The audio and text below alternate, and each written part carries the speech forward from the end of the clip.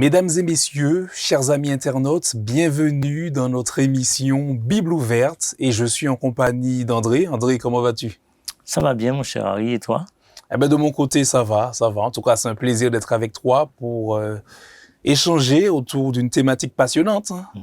Il s'agit du jugement, le processus de jugement. Et cela m'amène à te poser cette question. As-tu déjà assisté à un jugement? As-tu déjà été dans un tribunal? Et si oui, est-ce que tu pourras nous dire comment tu as vécu les événements? Alors, il est vrai que j'ai assisté déjà à plusieurs procès. Et je me souviens de la toute première fois, c'était vraiment impressionnant parce que la personne que j'accompagnais, c'était quelqu'un qui avait commis un délit. Et quand tu rentres dans ces lieux-là, même si tu as un avocat, c'est à coup sûr, tu sais que tu vas sortir avec une condamnation. Donc, étant à l'intérieur, quelquefois, je me mettais à sa place, je me dis, c'était insupportable, quoi. Insupportable. Mais suite à cela, je t'assure que j'ai pris plaisir à m'éduquer en regardant sur YouTube, quelquefois, voilà, des condamnés qui vont au tribunal, voilà. Donc ça génère beaucoup de pression quand même. Ah, je t'assure, le stress, beaucoup de stress, hein, c'est des émotions qui sont pas agréables. D'accord. Voilà. Et parfois, même lorsqu'on est innocent et qu'on se retrouve dans un procès, même là encore, ce n'est pas toujours évident le juge, c'est un humain comme nous-mêmes, donc il peut se tromper ou il peut être influencé par la perspicacité des avocats. Donc c'est vrai que c'est sujet au stress. Mais par contre, la Bible aussi nous parle de tribunal. Et qui est concerné par ce tribunal? Alors, il y a un texte dans 2 Corinthiens, chapitre 5, le verset 10, qui dit que nous devons tous comparaître devant le tribunal de Dieu. Et le tous, je le souligne, hein, ça peut être, je sais pas moi, peu importe ta nationalité, je pourrais dire comme un texte de l'Apocalypse, tout peuple, toute tribu, toute langue, petits et grands, riches et pauvres, tous nous devons comparaître, dit le texte. Exactement, et le texte continue ainsi en disant « Afin que chacun reçoive selon le bien ou le mal qu'il aura fait étant dans son corps. » Donc effectivement, on comprend que tous les humains sont concernés par le jugement et que notre sort est déterminé par contre dans notre vie présente. C'est-à-dire nos décisions, les actes posés entrent en compte. Donc Absolument. la manière dont on vit justement est déterminante. Absolument. Donc voilà, le tribunal il est fait pour ça, quelque part. D'accord. Et j'aimerais maintenant poser cette question. Devons-nous aborder le tribunal divin avec les mêmes craintes, les mêmes appréhensions qu'on éprouve lorsqu'on est confronté aux tribunaux humains? Alors je pense que pour le chrétien, il devrait pas y avoir de crainte, ni ces appréhensions dont tu parles, dans la mesure où Dieu a donné trop de garanties aux chrétiens.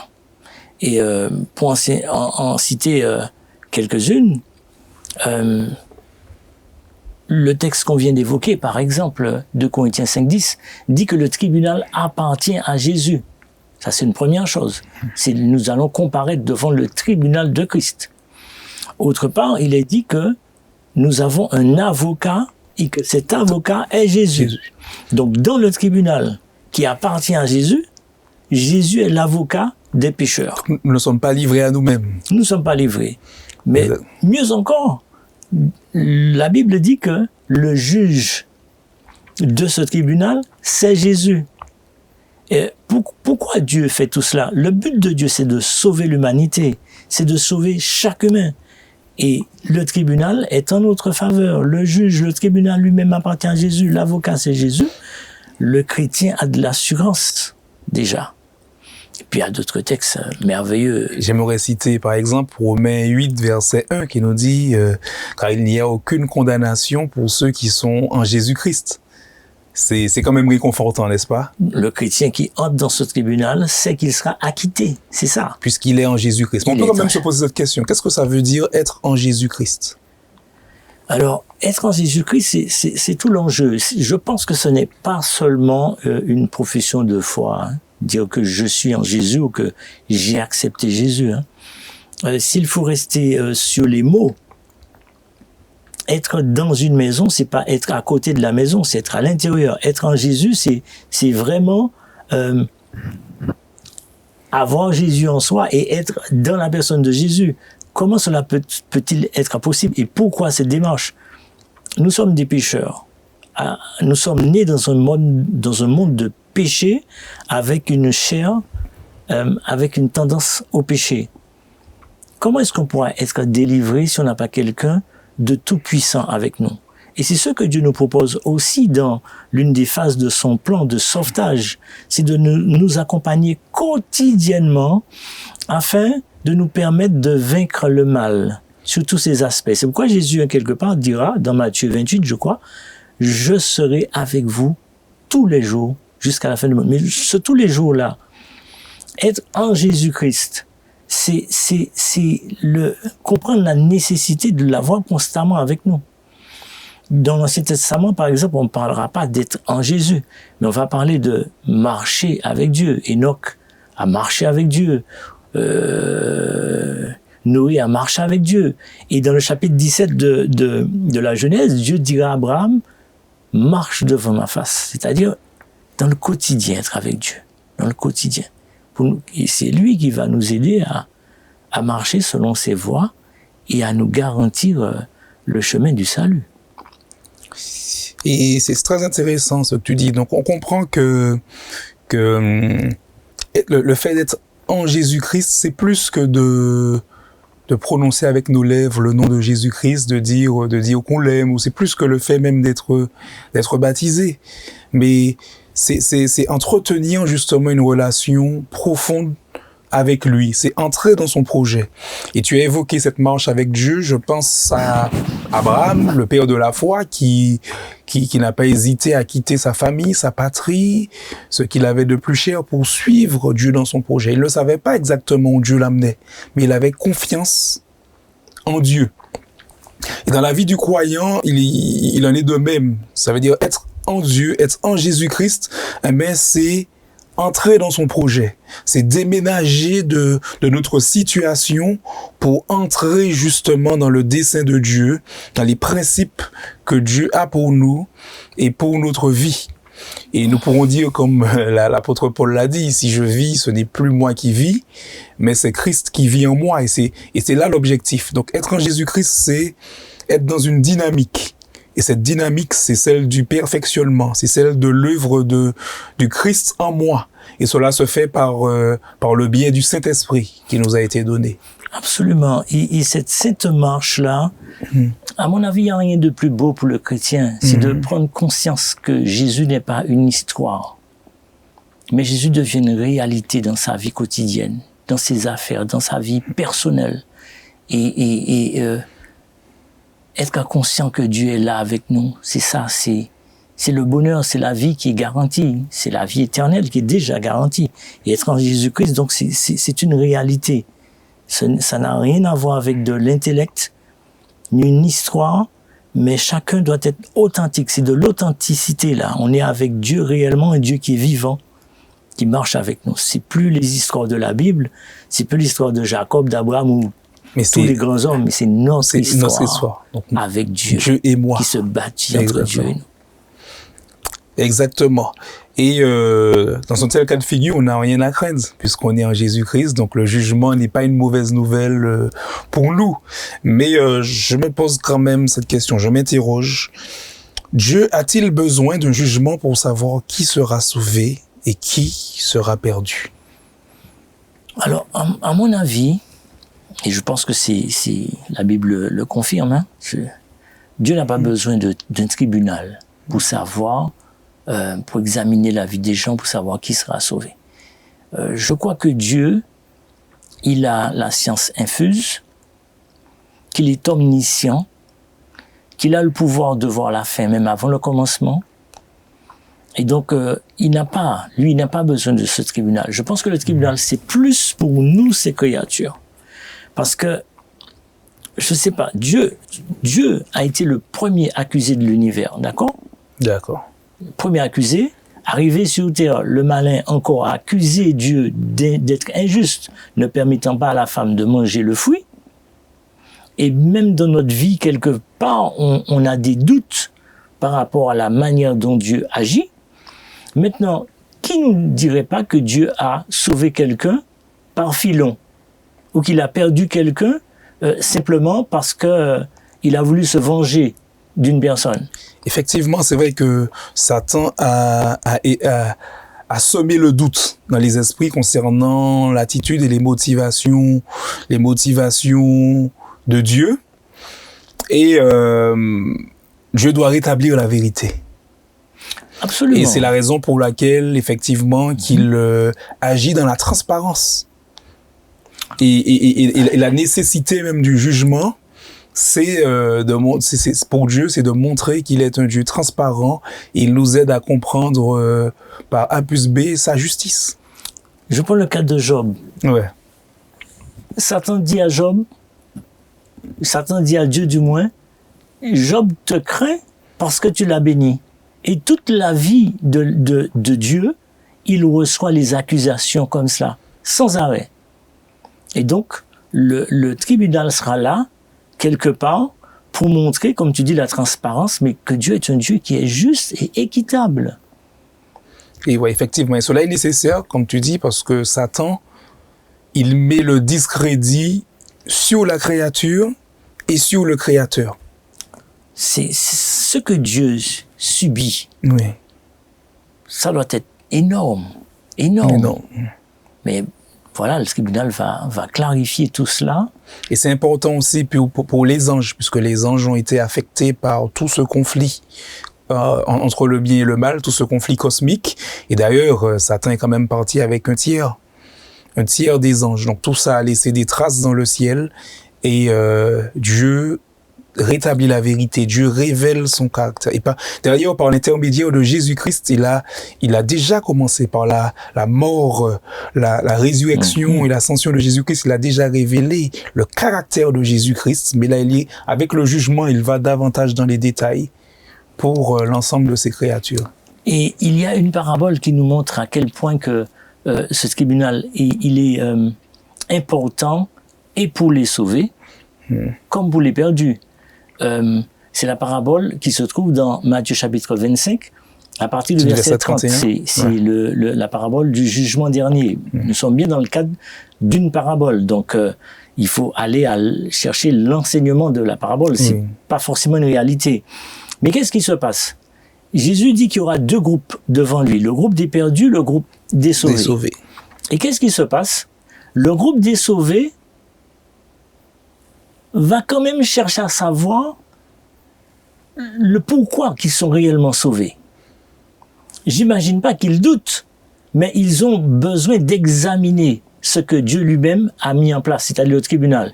Et quand Jésus va leur dire, ouais, voyez-vous, quand j'avais soif, vous avez étanché ma soif.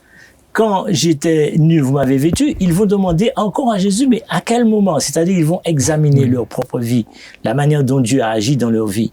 Pareil pour les perdus, dans cette même parabole. Quand Jésus va leur dire, mais j'avais soif, vous m'avez pas donné à boire. Ils vont chercher à savoir, mais pour quelle raison? Donc, dans le principe même, on voit que Dieu explique aux deux catégories. Exactement. Aux sauvés et aux perdus. Donc, voilà. Donc, l'image, on voit quand même Dieu transparent. Et en définitive, personne ne va l'accuser de quoi que ce soit. Exactement. Maintenant, on a vu que le tribunal, c'est quand même important. Mais j'aurais aimé que tu me dises, que tu nous éclaires là-dessus, sur ce que la Bible dit concernant la période où Dieu aurait mis en place ce tribunal. Parce que j'imagine que les élus entrent au ciel et que c'est au ciel qu'ils vont examiner leur propre vie, la manière dont Dieu agit dans leur vie. Donc, je suppose que Dieu a mis ce tribunal avant qu'ils arrivent au ciel. Parce que s'ils se retrouvent au ciel, c'est qu'il y a eu effectivement quelque chose qui s'est passé avant. Effectivement, il y a plusieurs phases dans le jugement de Dieu. Et il y a la phase investigative. Et lorsqu'on va dans Daniel 7, versets 9 à 14, ben, il est fait référence au juge qui s'assire. Il nous a dit que les livres furent ouverts. Donc, à partir d'un moment de l'histoire, on voit qu'il y a un jugement qui se met en place. Et d'ailleurs, le message du premier ange nous laisse aussi comprendre que le jugement intervient avant le retour de Jésus-Christ, puisqu'il est dit « Craignez Dieu et donnez-lui gloire, car l'heure de son jugement est venue. » Pas l'heure de son jugement va venir, mais l'heure de son jugement est venue. Donc le jugement intervient avant le retour du Christ.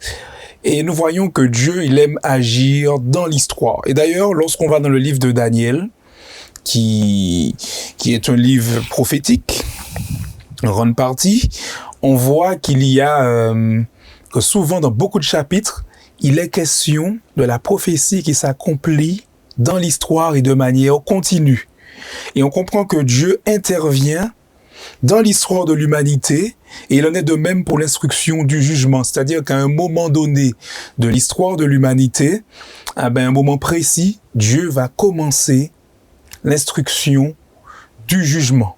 Et dans l'Église adventiste du 7e jour, nous nous basons sur la prophétie des 2300 soirs et matins qui nous donne des éléments concernant l'époque, le moment auquel Dieu va commencer ce travail le jugement investigatif, et nous n'avons pas le temps d'entrer dans les détails, mais nous croyons que c'est ce calcul nous amène à l'année 1844.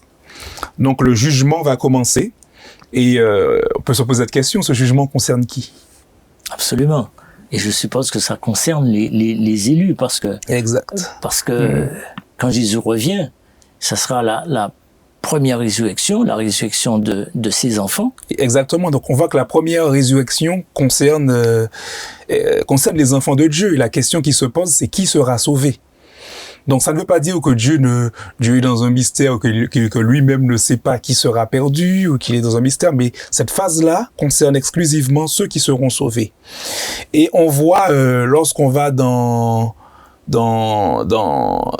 Pierre, dans 1 Pierre, j'ai pas la référence exacte en tête, mais il nous dit que le jugement commence par la maison de Dieu.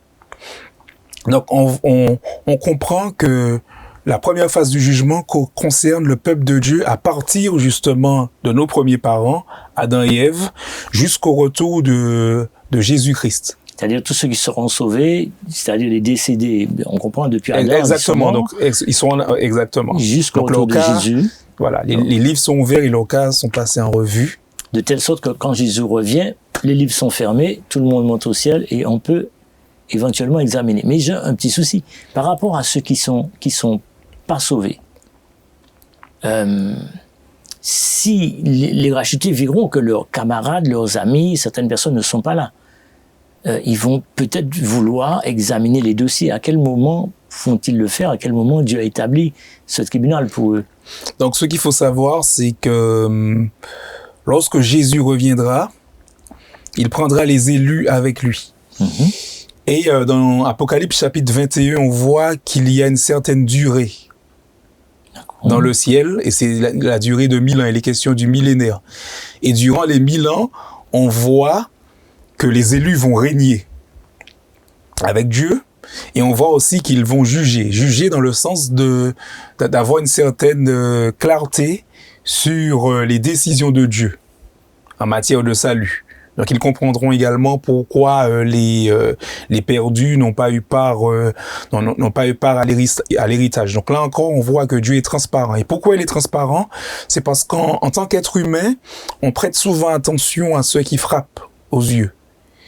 Alors que Dieu, il voit plus loin que ça. Il sonde les cœurs, il voit les pensées, les mobiles des êtres humains. Alors que nous pouvons être dupés, nous pouvons être trompés par le comportement bienveillant de certaines personnes. Alors qu'il se pourrait que ce comportement ne soit pas le reflet d'une transformation, le reflet du cœur, mais que ce soit simplement des actions intéressées sans avoir le bon sentiment. Et dans le ciel, les élus, on sera en mesure de comprendre le pourquoi du comment. D'accord. Et on verra que Dieu est un Dieu juste. Et d'ailleurs, ce ne sont pas seulement les élus qui verront que Dieu est un Dieu juste, mais même ceux qui seront condamnés, même ceux qui feront face à la condamnation, verront, comprendront que Dieu est juste. Donc, dans son jugement. Si je comprends bien, la dernière phase, les méchants, les perdus, pourront aussi examiner leur dossier et voir les tenants et les aboutissants du dossier. Ils pourront comprendre leur situation, parce que Dieu est un Dieu qui, depuis la création, depuis la chute de nos premiers parents, on voit que Dieu est dans le dialogue et dans l'explication avec ses créatures. Quand il dira « Où es-tu » dans le jardin, on voit qu'il échange avec eux. Dieu est un Dieu transparent, c'est-à-dire qu'il désire toujours clarifier les choses avec ses créatures. Et je crois que ça fait partie de sa justice. Très bien, très bien. Le mot de la fin? Le mot de la fin, c'est que c'est un encouragement que je souhaite donner. C'est de comprendre que c'est de notre vivant que nous devons investir sur les projets de Dieu. C'est de notre vivant que nous devons prendre position pour Dieu. Et que la parole de Dieu nous le montre clairement. Si nous sommes en Jésus-Christ, ça veut dire que si nous acceptons Jésus-Christ comme Sauveur et Seigneur, si nous intégrons le projet qu'il a pour nos vies, nous n'avons pas à craindre le jugement. Le jugement est une bonne nouvelle pour nous puisqu'il s'agira d'un jugement affirmatif. Très bien. Sur ce, ça m'inspire à vouloir prier. Est-ce que tu m'aurais bien prié, qu'on prie ensemble? Allons-y, prions. Notre Père qui règne dans les cieux, nous voulons te remercier pour tout, Seigneur. Vraiment, nous reconnaissons que tu fais tout, Seigneur, pour nous sauver, nous tes créatures. Nous te remercions pour Jésus qui est un avocat par excellence. Nous te remercions pour son sang qui a coulé pour chacun d'entre nous. Mais dans notre vie, Seigneur, tu aimerais que tu sois notre ami le plus intime. Tu aimerais nous aider à vivre en Jésus-Christ et à marcher quotidiennement avec toi. Puisses-tu nous accorder cette bénédiction. Que tu bénisses également nos amis qui nous écoutent de l'autre côté de l'écran. Que tu sois avec chacun d'eux. Nous te demandons de nous accorder ta bénédiction au nom de Jésus. Amen. Amen.